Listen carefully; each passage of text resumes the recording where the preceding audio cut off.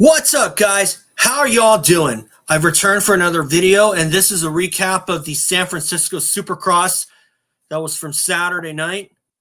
And unfortunately, I only got to see up to the qualifiers up until the qualifying was over, because I had to head to my church, and I had a college basketball game to cover for the media, and a recap video will be coming on that shortly. But in the meantime, let's get started. I'm going to put up my banner here first. And as you can see, I'm in the same boat as Cooksey. So, hey, Cooksey, shout out. I hate mud races, and I hate them with a passion, let me tell you. I mean, just when I thought that the track was setting up, was starting to come around a bit, then the rains started coming harder and harder, and then the track just turned into a major quagmire, almost as bad as East Rutherford last year. And but honestly, I didn't enjoy that race at all. And in San Francisco, I'm talking about. And Chase Sexton wins the 450s. Jordon Smith wins the 250s. And RJ Hampshire, my pick for the West Coast title, had a awful race with a crash and finishing in 9th. And fortunately, he's still in 3rd in the point standing. So there's still a chance that he can come through with the title. But quite honestly, I don't think that was a race worth watching, because that reminded me a lot of the Seville, Spain race from 2003, where guys were doing doubles in the qualifying, and by the time the mains came around, no one could even do a double jump. And that's the kind of thing about mud races. It's either really good where you can still do some jumps, or either really bad where you don't even do a jump at all. And quite honestly, it was in the bad category. Now, why do I hate mud races? Because there's almost no action going on. I mean, just seeing these guys just go around like fledgling amateurs, it's like, where is the excitement? Because there generally was no excitement at all. I mean, the only good part was probably in the qualifier where Jorge in the 450 class, when Jorge Prado took the heat win. And that's got me thinking that, hey, I wouldn't be surprised if Prado decides to stay for one more race. I mean, Sebastian Tortelli did in 1998 after he won the LA opener, and he stayed on for the first 6 races of the season. Then he stayed for Atlanta for one more race, and then he was back. Then he went back to Europe, and he came back full time in '99 for Team Honda. But honestly, as far as the night is concerned, I sure felt for some guys like Billy Laninovich, who won this race in 2005. He didn't even make the main event. Max Vohland fried the clutch, and he went from a top 3 to a 20th place. But like Cooksey was talking about with Joe Shimoda, oh man, that had to have been a big stake through the heart for Shimoda's title hopes, because quite honestly, I thought that Shimoda was going to do really good in the mud. And of course, Japan guys are known for good mud skills, and I thought Shimoda would certainly be in that category, but unfortunately he was in the latter. But that's just the way mud races go. And the guy who won the race, I mentioned it earlier, Jordon Smith, because that was a guy that took me by surprise, because I didn't think that Jordon Smith was going to win any more races after he kept bouncing from team to team and had so much crappy luck. But then he comes out in the mud and comes through with the win. Now, you might want to put an asterisk right by it, because it was a mud race, and some guys are not known for the muddy conditions. I mean, then again, maybe Jordon Smith would be known because he's from North Carolina. Levi Kitchen from Washougal, Washington. That race gets a lot of rain and a lot of sloppy conditions. But, I was watching the time qualifying, and the guys were discussing the 2006 race in San Francisco. And I remember that race for sure. And I hated that with a passion. Because, honestly, even though it was a race-long battle between Stewart and Carmichael back then, and I was in high school at the time, I was a high school senior, I didn't like that race at all. I mean, it's not just because that James Stewart ended up winning that race. If Ricky had won it, I probably would have said I could live with it. But honestly, no, I didn't like that race at all. Mainly because that track was pretty much impossible to navigate. And this race in San Francisco was almost like that.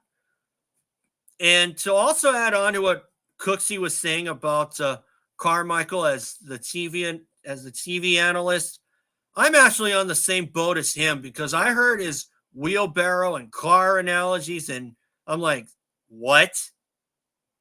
I tried to understand it, but I couldn't. Seriously. And, seeing how cringy Ricky is in the booth, I mean, he's not generally bad, but just when I think he's getting better, it's things like that he says that send him back to square one in my book. And for those of you out there who say that you totally detested Jeff Emig as TV analyst, I don't know what to say to you. I totally loved Jeff Emig as TV analyst, and to this day, I still think that they should have kept him on. And I hope that they're not regretting getting rid of Jeff Emig and replacing him with Carmichael. I mean, James Stewart does an outstanding job. I think Chad Reed does an outstanding job as well when he's calling some of the World Supercross or World Motocross races. And they even had a mix of some guys during the motocross season last year. Brock Glover, Jeremy McGrath, Rick Johnson. I remember Rick Johnson from back in the day. I kind of wish David Bailey was still doing that, but still, that's the guy I miss the most, David Bailey. And I was really, if there was one guy that I was hoping would get a spot, it was Damon Bradshaw, because I was looking forward to hearing what he had to say, and unfortunately that didn't happen. But quite frankly, get Pingree back, but you should get other guys like Pingree, Grant Langston, David Bailey, or even call Jeff Emig back up. Just anybody but Ricky. I mean, I respect Ricky as a racer, but not as a booth announcer. I mean, the things he says almost never make sense. You see what I'm getting at here? I mean, I try to give Ricky chance after chance, but every now and then he says something that puts him back to square one. So anyway, before I end this, I want to go back to the 450 class. Chase Sexton getting the win. Woo! Yeah.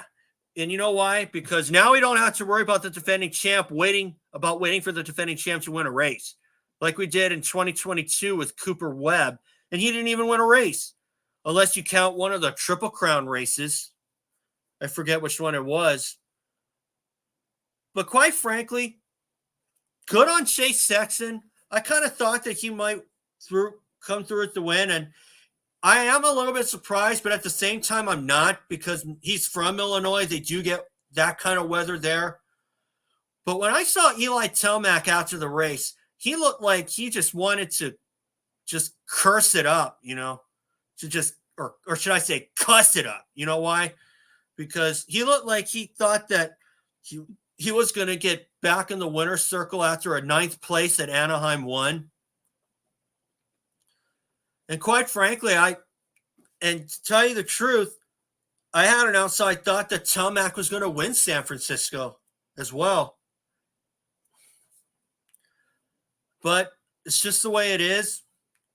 And as far as Hunter Lawrence is concerned, I thought he took a step forward in making the main and coming through with a pretty decent finish after not qualifying at Anaheim 1. But if I'm Honda right now, I'm really telling Hunter Lawrence to keep the 250 East as an outside option because he won the title last year. He gets 1 year to defend it. And I'll tell you this, if Hunter Lawrence crashes out of 2 or 3 more races, dropping down to the 250 class may not be a bad idea for the East Coast. So I think he should keep that in his hip pocket. Because as far as I'm concerned, even though Jet Lawrence had a not so good finish and lost his first race on the 450, there's not a doubt in my mind that Jet Lawrence is going to be there's not a doubt in my mind that Jet Lawrence does not need an instruction manual, and this was mainly on the 450, and this was really just a bump in the road. And, also to bring up Ricky one more time in the booth, quite honestly, I think overall he does a decent job at best, but I still think that they should not have gotten rid of Jeff Emig. Just get him back out there or get somebody else like David Pingree, Denny Stevenson, or David Bailey. Hell, I wouldn't be surprised if they even got Davey Coombs back at the desk if he wanted to for the analysts. But quite honestly, just anybody but Ricky. I mean, I can live with some others, but quite honestly, Ricky just puts him just seeing Ricky announce puts him in a tie with Cameron Steele for the worst announcer. But Cameron Steele wasn't necessarily terrible. I mean, he would put his own opinions out there, not like Ricky, who almost never does. But Jeff Emig wasn't afraid to share his own opinions too. And that's what I like about an analyst. You got to give your own opinions. Could I do a better job? No. I mean, on one given day, I might do an okay job and maybe say something that some people might agree with. But that's why I'm not there. That's why I just prefer to watch the races on TV. So, anyway, guys, we head to San Diego. I'll be home for that race. Don't have to worry about going to any basketball games because UH men's basketball is on the road. So, anyway, guys, that's all for today. And we'll see you for San Diego. You will see a recap there. My next video will be a recap of UH men's basketball against UC Riverside at home at the Stan Sheriff Center. And you will see some shots there. And remember, guys, thank you for watching.